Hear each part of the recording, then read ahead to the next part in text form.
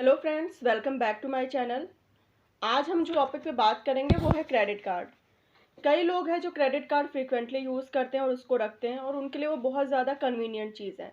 पर ऐसे भी बहुत सारे लोग हैं जो क्रेडिट कार्ड रखना ही नहीं चाहते क्योंकि उनको लगता है कि वो बेकार की चीज़ है और उसको रखने से वो ज़्यादा खर्चा कर देते हैं या इसको रखना सही नहीं है, इस तरीके के उनके ओपिनियन है। तो आज हम देखते हैं कि ऐसी कौन सी गलतियां हैं जो लोग कर देते हैं और उसकी वजह से उनका क्रेडिट कार्ड के लिए ये ओपिनियन बन जाता है।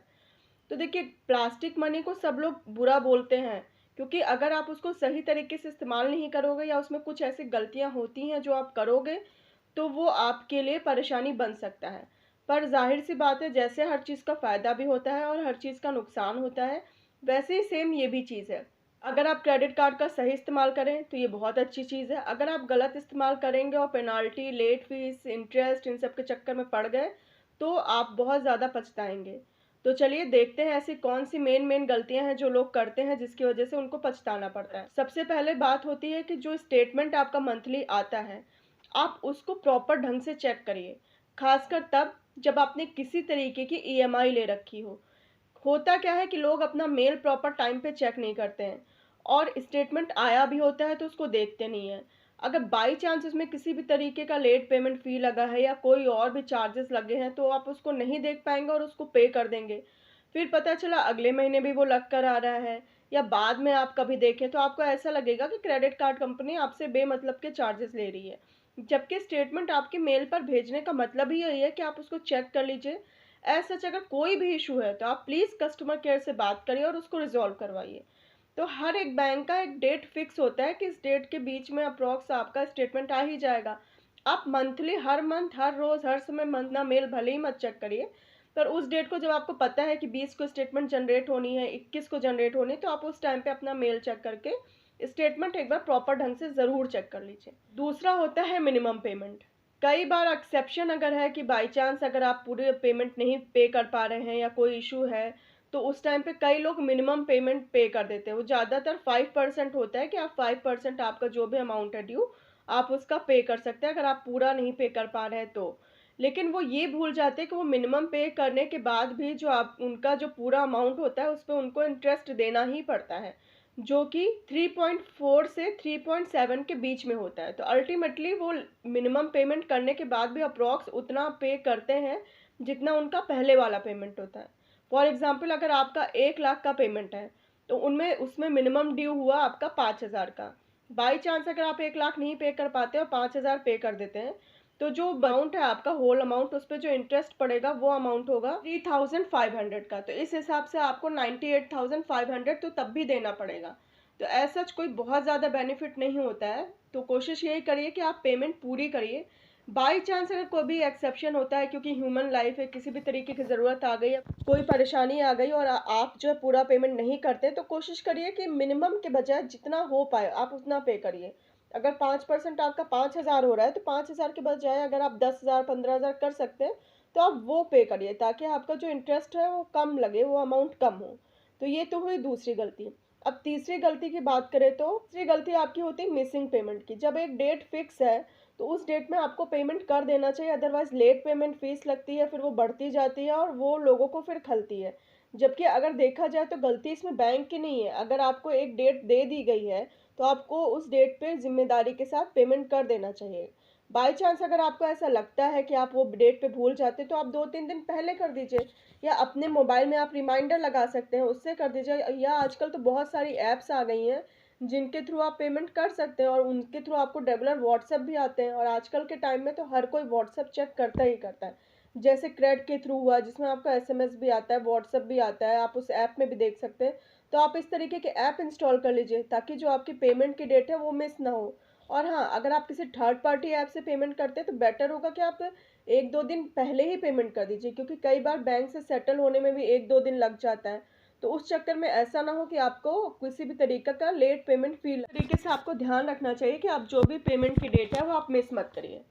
अब इसके बाद एक और बात आती है कि लोग मल्टीपल क्रेडिट कार्ड रख लेते हैं लोगों को दिखाने के लिए, शो ऑफ करने के लिए, या टेम्पररी कई बार रिवॉर्ड आते हैं या किसी ने आपसे कह दिया कि आप हमसे क्रेडिट कार्ड ले लीजिए तो आप ले लेते हैं। पर मल्टीपल क्रेडिट कार्ड रखने का कोई फ़ायदा नहीं है, वो एक तरीके से आपकी लाइबिलिटी बन जाती है।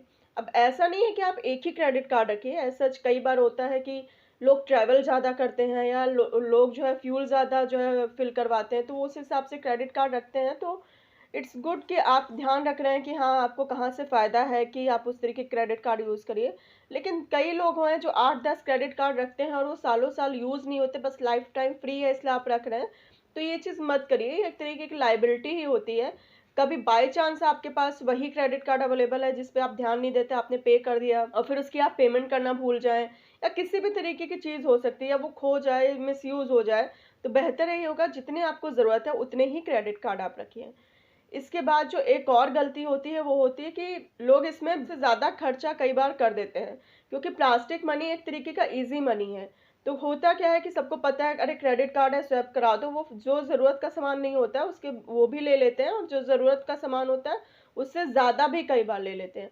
फिर उसको ईएमआई में कराते हैं, फिर उसका अगर मान लीजिए ईएमआई बाउंस हो गया, क्योंकि ज़ाहिर-सी बात है ईएमआई में आप बैंक को ज़रूरत से ज़्यादा दे रहे हैं। जो चीज़ 10 रुपए की है आप उसपे 20, 30, 40 रुपए दे रहे हैं, as per bank to bank interest vary करता है। तो उस हिसाब से देखें तो आप डबल ट्रिपल देते हैं कई बार। तो बेहतर यही होगा कि अगर आपको ज़रूरत पड़ रही है तो आप ज़रूर ईएमआई पे चीज़ें लीजिए, पर बगैर ज़रूरत की चीज़ें आप मत खरीदिए। इम्पल्स होकर कोई भी शॉपिंग मत करिए। और इसके बाद जो लास्ट एक गलती लोग करते हैं, किसी भी क्रेडिट कार्ड में रिवॉर्ड पॉइंट्स का प्रोग्राम होता है जिसमें आपको कई बार आप रिवॉर्ड्स को कैश में कन्वर्ट कर सकते हैं या कई बार आप शॉपिंग के वाउचर ले सकते हैं, तो वो लोग मिस कर देते हैं। क्रेडिट कार्ड का बेनिफिट यही हुआ कि आपको एक टाइम मिल जाता है, टाइम फ्रेम मिल जाता है जिसमें आप अपना पेमेंट कर सकते हैं।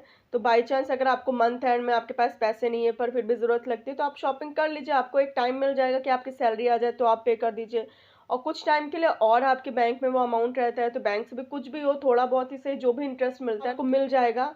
और सबसे बड़ा बेनिफिट होता है रिवॉर्ड पॉइंट्स का, मतलब आप जो खर्च कर रहे हैं उस पर आपको रिवॉर्ड्स मिलते हैं और आप वही जो है इन कैश करना भूल जाते हैं। तो ये चीज़ मत करिए, जो भी रिवॉर्ड वगैरह मिल रहे हैं उनकी जो भी टर्म्स एंड कंडीशन होती है, क्योंकि हर एक रिवॉर्ड पॉइंट का हर एक बैंक का अपना अपना वैलिडिटी होता है, कुछ का तो एक्सपायर नहीं होता है। आजकल बहुत सारे बैंक आ गए हैं जैसे आईडीएफसी वगैरह हुआ, जिनके जो रिवॉर्ड पॉइंट्स होते हैं वो कभी नहीं एक्सपायर होते हैं।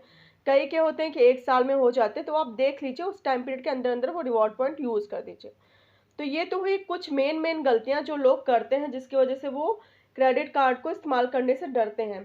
खासकर जो हमारे से पहले की जनरेशन है, इस जनरेशन में भी ऐसे बहुत से लोग आपको मिल जाएंगे जो क्रेडिट कार्ड या तो रखना ही नहीं चाहते या तो रखते हैं तो उसका मिसयूज करते हैं। तो ऐसा मत करिए, अगर आप रख रहे हैं तो वेल एंड गुड, उसको जो है सही से इस्तेमाल करिए। और अगर आप नहीं रखते हैं तो उसका सही तरीका आप समझिए कि किस तरीके से रखना चाहिए या किस तरीके से यूज़ करना चाहिए। अगर कोई चीज़ इस्तेमाल की नहीं होती तो वो एग्जिस्ट ही नहीं करती, अगर वो है और लोग उसको यूज़ कर रहे हैं तो ज़रूर वो यूज़फुल चीज़ है, तभी लोग यूज़ कर रहे हैं। अब वो आपकी गलती है कि आप अगर उसमें उसको लेने के बाद ज़रूरत से ज़्यादा खर्चा कर दे रहे हैं, आपके अंदर वो डिसिप्लिन नहीं है कि आप टाइम टू टाइम पेमेंट करें, तो आई थिंक वो गलती हमारे एंड से है और हमें उसको सुधारना चाहिए। तो आई होप आपको ये वीडियो पसंद आया होगा और जो भी गलतियां आप क्रेडिट कार्ड से रिलेटेड करते हैं या दूसरे भी करते हैं तो आप उनको ये चीज़ बता पाएंगे कि ये गलती ना करें, ताकि वो अच्छे प्रॉपर ढंग से क्रेडिट कार्ड को यूज़ कर पाएँ। और अगर आपको ये वीडियो इस वीडियो में दी गई जानकारी पसंद आई हो तो आप प्लीज़ इस वीडियो को लाइक करें और शेयर करिए और मेरे चैनल को सब्सक्राइब करें ताकि मैं इसी तरीके के और भी वीडियोज़ ला पाऊँ। चलिए मिलते हैं नेक्स्ट वीडियो में। Bye bye and take care.